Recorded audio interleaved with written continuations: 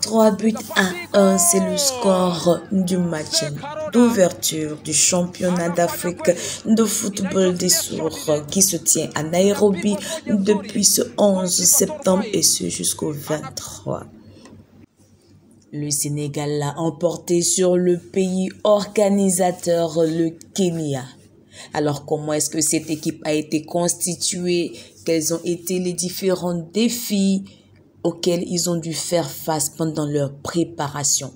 Nous vous emmenons dans les coulisses des Lions sourds du Sénégal. J'avais mon association sportive et mon ami avait également son association. Nous avons décidé de fusionner afin d'avoir une seule association.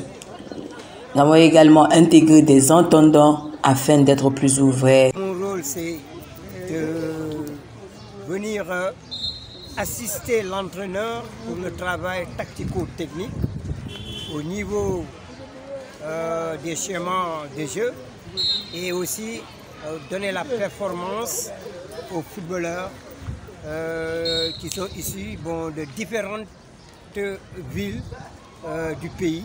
Donc pour qu'il y ait eu beaucoup de collaboration. Sous une chaleur de plus de 34 degrés, Issa Tall, capitaine de l'équipe, ajuste ses lacets avant de rejoindre ses amis. Notons qu'ils n'ont pas eu de regroupement. C'est donc à partir de leurs différents domiciles qu'ils se rendent au stade de Pékin pour de rudes séances d'entraînement. Nous travaillons dur sous le soleil. Le soleil n'est pas un frein pour nous. Nous allons ramener la coupe, Inch'Allah. Vraiment, tout ce qui est effort physique, nous le faisons pour mettre toutes les chances de notre côté. C'est avec beaucoup de tact que le coach Aziz donne les instructions à ses poulains. Le manque de moyens matériels n'a pas été un frein à son travail, eu égard à la première sortie de l'équipe. On a commencé à travailler pratiquement depuis 2 semaines. Pour la préparation de l'équipe. Parce que déjà, on devait le faire depuis le 9 août.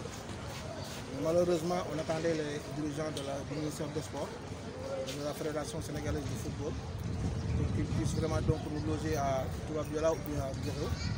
Mais il s'est trouvé que ces locaux-là étaient occupés. Vraiment, j'aimerais que l'on puisse donc regrouper les jours là pendant 3 semaines. Malheureusement, je suis obligé de les renvoyer à leur maison et de venir peut-être chaque jour, venir s'entraîner. Normalement, on devait faire vraiment donc un regroupement interne, vraiment pour s'occuper de tout. Et malheureusement, donc vu les conditions, on était obligé vraiment donc de venir se travailler toutes les 2 heures ici au stade de Alassane Djigo de Pékin. Peut-être sur le matériel pédagogique et sur le matériel vraiment aussi, je n'ai pas eu le logiciel vraiment que je voulais. Et donc je me suis aussi vraiment tourné avec les moyens de bord. Peut-être ne serait-ce comme ça donc pour préparer les jours, préparer l'équipe de manière générale donc dans les conditions de compétition. Aux côtés du coach Abdoul Aziz se tient son adjoint Moussa Dia, un coach sourd. Il suit du regard tous les mouvements des joueurs afin de ne rater aucun détail. Pendant nos séances d'entraînement, la rigueur est vraiment de mise. Nous mettons l'accent sur une bonne condition physique afin qu'il soit paré à toutes les occasions. Une mauvaise préparation physique n'est pas du tout avantageuse.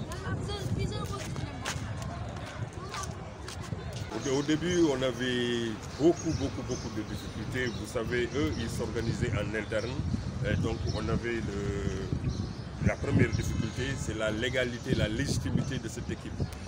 Parce qu'ils ne s'étaient pas affiliés, je vous parlais des sous, ils ne s'étaient pas affiliés à la fédération de handisport. Alors que le ministère des Sports ne travaille qu'avec les fédérations. C'était la première difficulté qu'il fallait contourner.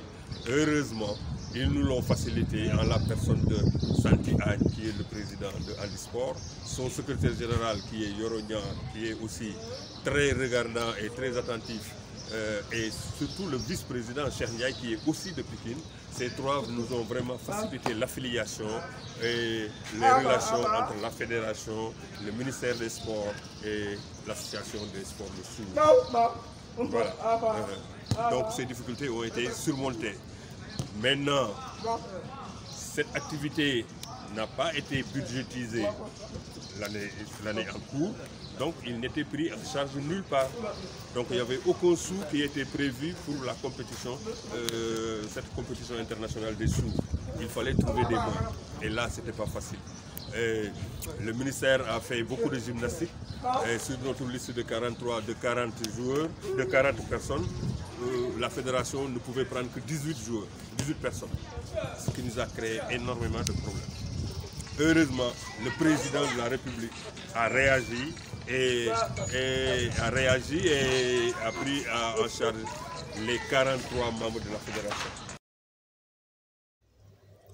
Le service médical est assuré par M. Lamine Traoré, qui est aux petits soins des joueurs afin de se rassurer qu'ils sont en bonne condition physique.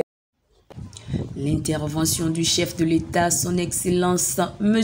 Macky Sall, constitue une réelle buée de sauvetage pour les lions sourds qui avaient commencé avec beaucoup de difficultés. Ils comptent bien faire honneur au pays. En témoigne le score de leur premier match face à l'équipe kenyane qui s'est soldée par 3-1. Notre objectif, c'est de prendre la coupe.